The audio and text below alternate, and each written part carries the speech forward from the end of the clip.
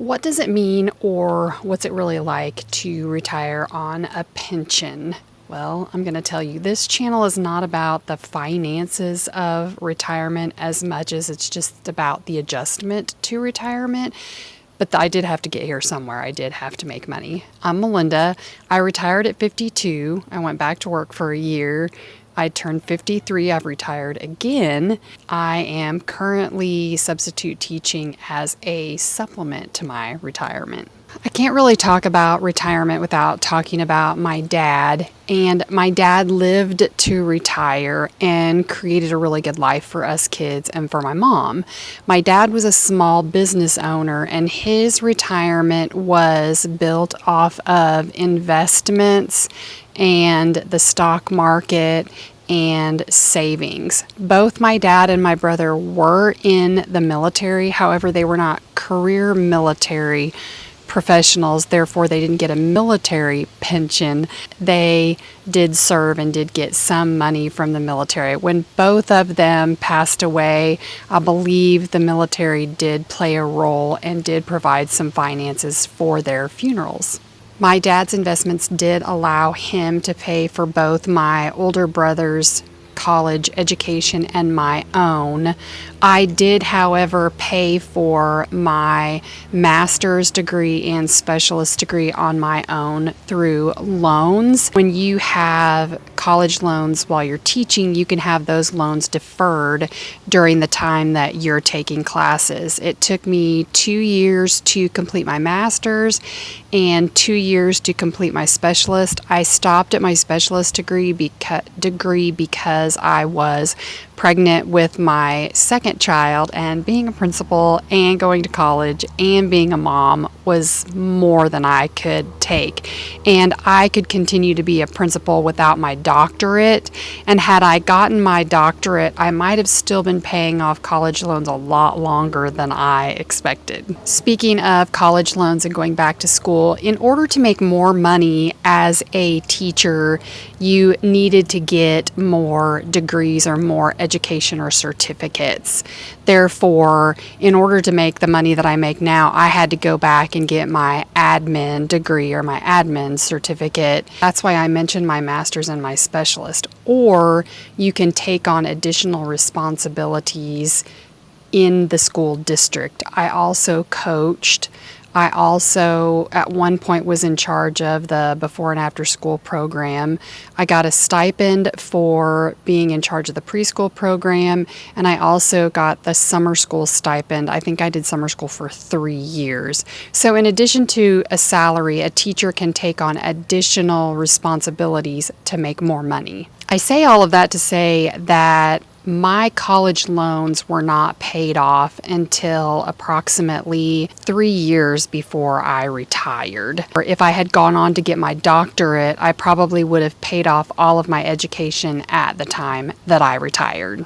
I've received a lot of comments about having a teacher pension and having summers off, or how maybe unfair, or I read the tone of the comment, how unfair it is, 80% of your ending salary in a pension.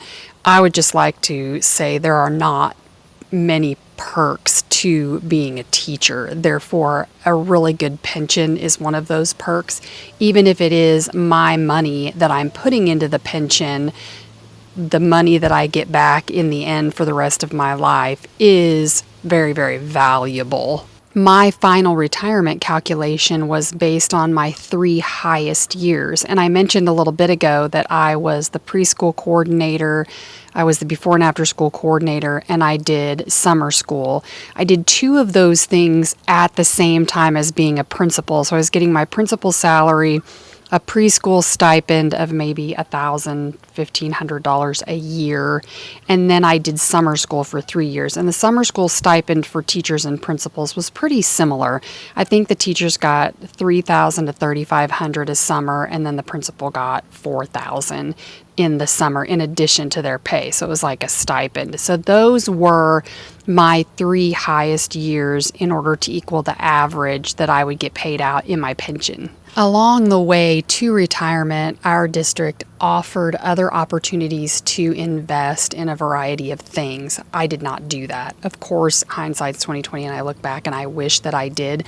But when you're not making crap for a salary, then you're not necessarily wanting to put more money in another investment when so much of your paycheck is being taken out to your pension. And I remember my dad seeing my paycheck on the counter at one point and seeing how much was taken out for my retirement. And he didn't really say that I didn't need to take additional money out, but I got the feeling from the way he reacted to that was, that's a ton of money to be taken out for retirement. I don't even know that he was investing that much money at the time in his investments to create the retirement that he had. My dad did continue to work because I think he was a lifetime learner and entrepreneur, and he just started different businesses in his retirement. I don't remember when he exactly retired finally, like the last job that he took. I know my mom watches these videos and she could probably tell you, but I'm not sure. But my dad was a lifelong learner, entrepreneur, had investments, was able to provide for us, still provides for my mom, even though he's no longer with us. Therefore, I really felt like he knew what he was doing with his money.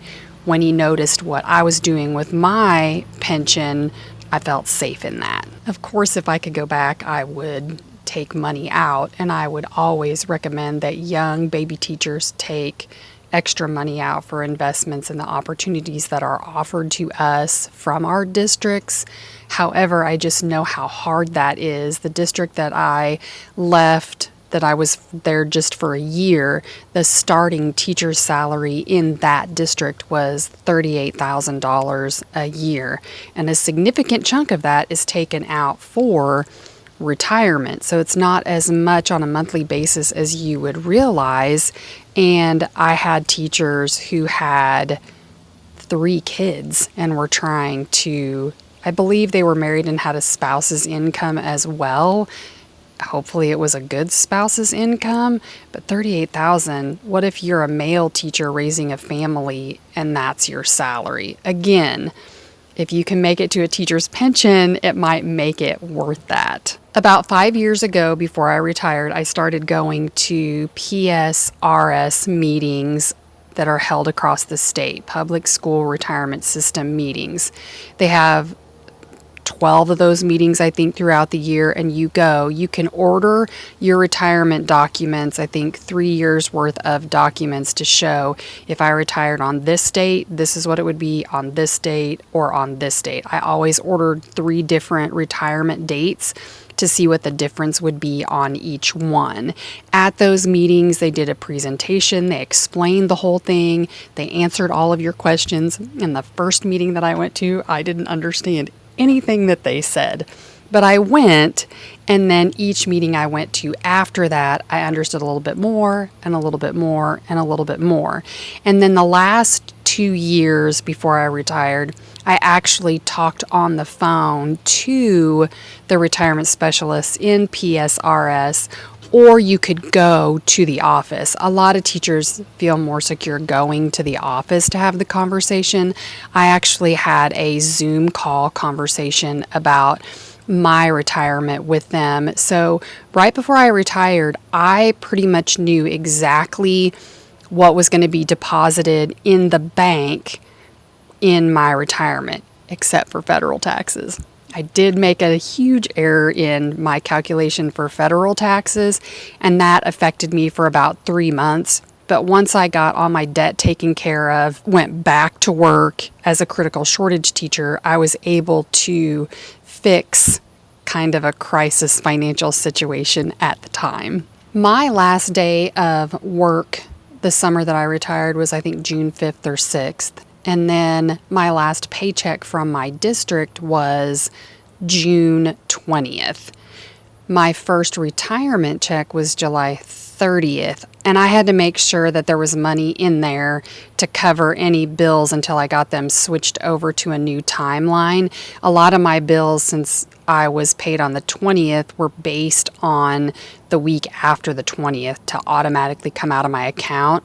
I had to make adjustments to those. Also, any money your district agrees to reimburse you after you retire comes out in that June check. So I was also able to cash in on, I think I had 110 sick days versus personal days that the district paid me back for those days. So there was a 10-day gap that you need to be aware of whenever you retire based on when you start getting your retirement checks. School checks came on the 20th of the month, retirement checks come on the 30th of the month. I've talked about this before, but you do have the option to stay on your school insurance and just pay it.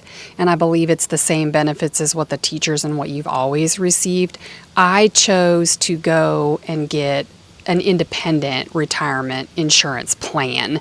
It had it was a higher cost by a little bit, but it had a lower deductible and it covered the majority of a surgery that I had this year without me having to make payments towards a high deductible on that.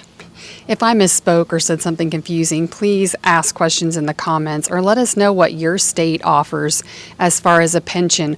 Or if you get a military pension or another government pension, how does yours work? They're all different, I think. Every state teachers have a different pension system. For example, some teachers have to work till a certain age to get a certain percentage of their retirement. I know Missouri is one of the best. I think another person commented they have to work to 62 to get only 55% of their retirement, or they have to work the rule of 80, but they only get 65% of their gross salary in the end. Let us know in the comments what you guys make in your pension. I also wanted to mention that I was misled by conversations that I had with retired people before I retired asking about money. I don't think people are honest about money. I think that's just the nature that people don't want you to know how much they have or how much they don't have. Therefore, I believe I was misled in some of the comments. I remember somebody saying, "Oh, I make more now than I did when I was retired." Well, maybe they do, but then insurance and federal taxes come out of that, so you are making less. Or their insurance was being paid by a spouse. I know a lot of my teachers and my secretaries' husbands' businesses had better insurance than what the school had, so they took their husband's insurance instead of the school. So keep that in mind. But anyway, in the comments, let us know what your pension plan is like.